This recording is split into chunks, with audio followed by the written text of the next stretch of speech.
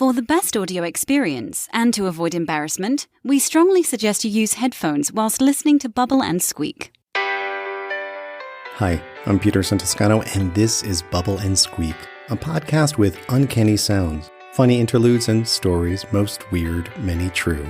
Okay, here's Season 2, Episode 4, Tender Gasp.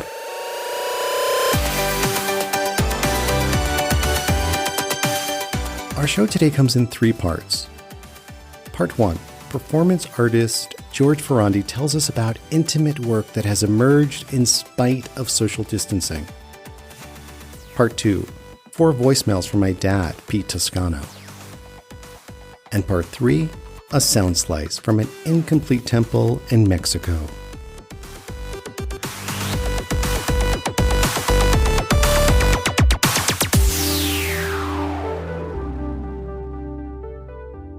George Ferrandi is an internationally renowned performance artist. She's been exploring the expansive possibilities of human interaction and community. Her work ranges in form and scale. With her piece, It Felt Like I Knew You, it was just a simple and risky gesture. In a crowded New York City subway, she leaned on a stranger seated beside her, as if she were asleep. She's also created giant spectacles like parading with hundreds of people through the streets of South Philly. Sculpture usually plays a role in her work, as does humor. It's often a collaborative experiment in storytelling, with participants becoming performers in the narrative or even creating it. And this year, she moved out of New York City. George and her partner now live in central Pennsylvania. In fact, they moved into the very house my partner and I called home for 10 years before we sold it to them. So what does a performance artist do when there are no audiences, no community engagement, no chance to meet strangers? Ferrandi turned to art. She now creates George's Lovely Variety. It's a pulpy and wonderful subscription-based newspaper, and it features legit science, COVID-era existentialism, and incredibly cute animals. Ferrandi hand draws the whole thing. And to me, it kind of reminds me of Bubble and Squeak in zine form. It's whimsical, eclectic, and weird. And in a time when it is rare to get any sort of feedback from anyone, George regularly receives lovely responses to her lovely variety. She tells us about the newspaper and shares some of these messages. It's hard to make new friends when we can't meet in person casually. And so it creates these kind of little windows for an unexpected and casual interaction. I got your lovely variety this morning, and it is indeed lovely. I smiled, laughed, felt a heavy heart, and got a craving for some pie. I'm an artist. My background is in sculpture. I work in a range of materials. Probably for the last decade, I have been making work that involves some kind of social engagement, whether at a very tiny and intimate scale where I'm interacting with 2 people, or at a very large and expansive scale where I've worked with an organization and a community or a club to develop a performance for 7,000 people. I found out maybe 8 years ago that our North Star isn't permanent. That blew my mind. I wanted to figure out how we're going to celebrate a celestial transition of that scale. And so my work has taken the form of working with communities to create future cultural traditions that say goodbye to Polaris and hello to Gamma Psi Phi. I've been saving your wondrous zine, loving as always the astro delights, but especially taken with the tender gasp of a centerfold. The pandemic has really forced me to think about how I can meaningfully engage when I can't have social contact with folks. Every page connects me to some part inside that feels alive.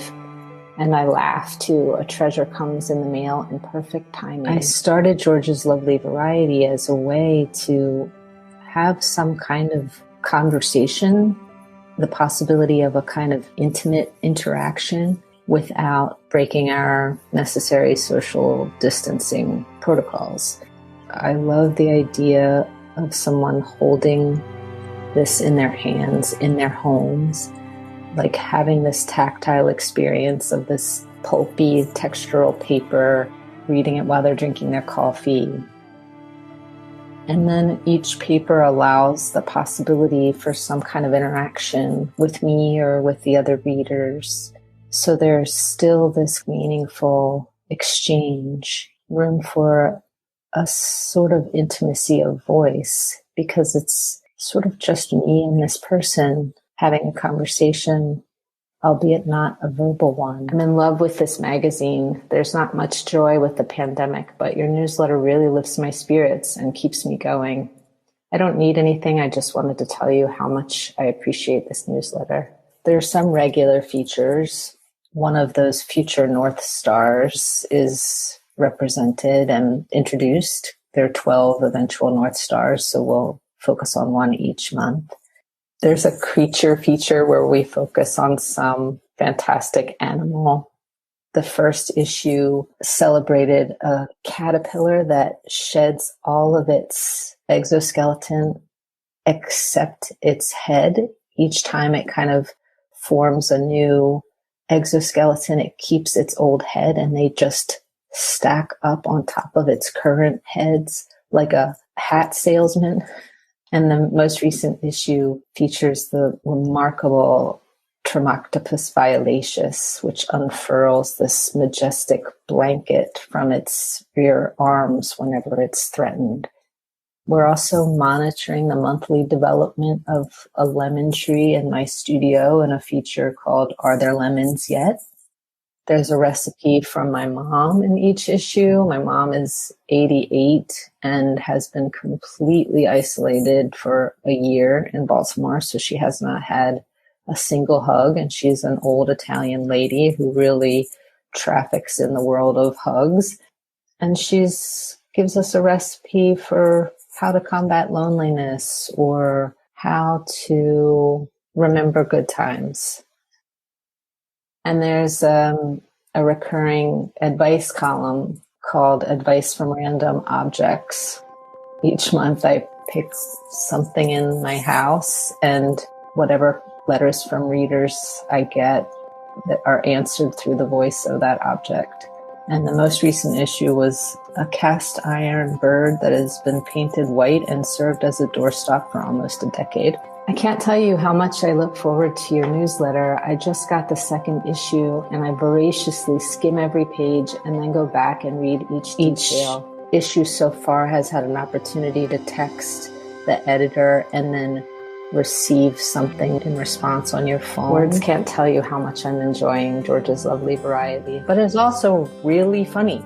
There's like aspirational advertisements for doggy diapers, because I have an 18-year-old Jack Russell who looks adorable in a diaper and really needs them now. And then my mom said, I couldn't read it without my other glasses, and I can't put them on while I have my curlers on.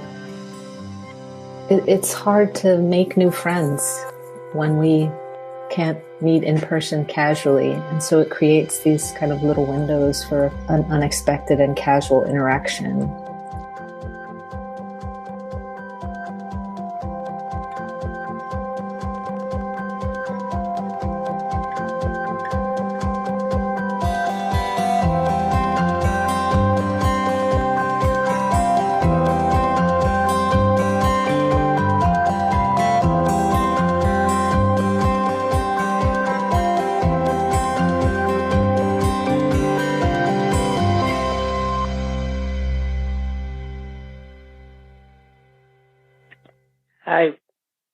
Hi, Peter. It's your dad. Here's Lou's number. It's 732. Wait a minute. Yeah, 732-969-9671. I don't know if he's going to pick up because he usually don't. So give it a whirl, and I'll keep in touch. Okay. Love you, son. Bye. Happy birthday, your dad.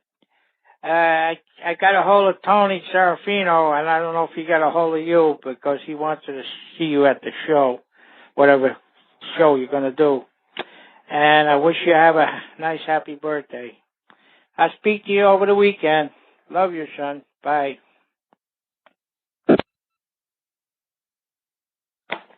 Hi, Peter. It's your dad. Manuel called, and I was sleeping under the tree, and Gregory was down the stairs playing the drums, and I guess he never heard him call. So either give me the number, leave the number, or you got to call and find out what's going on, because I want to make sure if he comes, I want to be here. Leave me the number, or you call. Let me know what's going on. I got to go to a Marine Corps meeting, so I'll see you if you. I should be home around 9:30, 10 o'clock. Okay, love you, son. Take care. Bye. Hi, Peter. It's your dad. We went to the singles club. I made Ethel happy, and now she went to see the cabaret. So I'm watching TV, and she's going to come and say good night. And I talked to Dina, and Linda called. She's going to be here about 1 o'clock in the afternoon. I don't know if they're staying overnight, but if they want to, they're welcome to do so. If they do, I have to wash the linens again the next day if Brian comes. Okay. I love you, son, and thanks for helping me out. I'll keep in touch. Bye.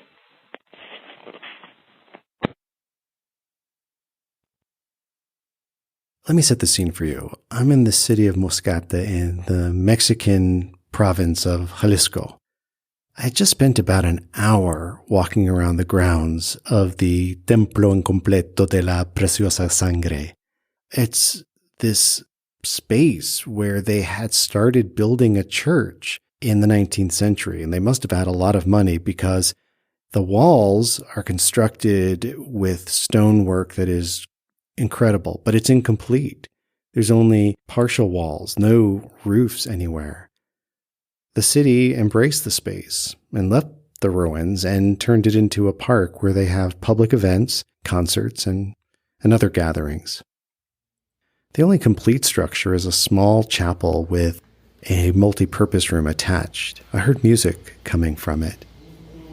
It was a small space with only maybe 25 chairs, and they welcomed me in. Turns out it was a small choir rehearsing for an upcoming mass.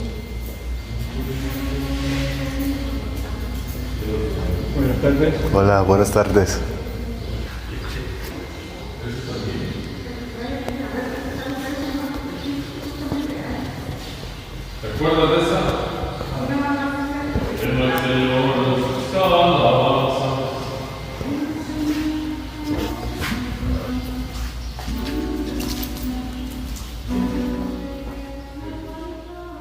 Bubble and Squeak is written and produced by me, Peterson Toscano.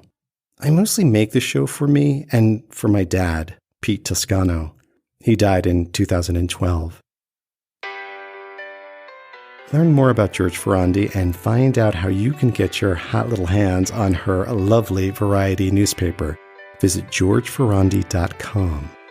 Ferrandi is spelt with 2 R's and ends in an I. georgeferrandi.com. The Bubble and Squeak theme song is Worthless by the Jelly Rocks from the Bang and Whimper album. You also heard Aurelian by S.A. Carl and Our Waters by Isabel O'Connor. They're both available at Epidemic Music. Follow Bubble and Squeak on Instagram at Bubble Squeaker. That's at Bubble Squeaker. And feel free to say hi to me on Twitter at P2Son, the letter P, the number 2, S-O-N, at P2Son. Oh, and thanks so much for listening.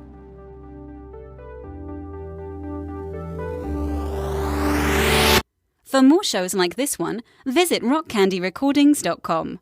Thanks for talking to me about this. I really haven't, I work on it every day for upwards of 12 hours, but I don't really talk about it Thanks for giving me an opportunity to try to step back and see what it is I'm doing.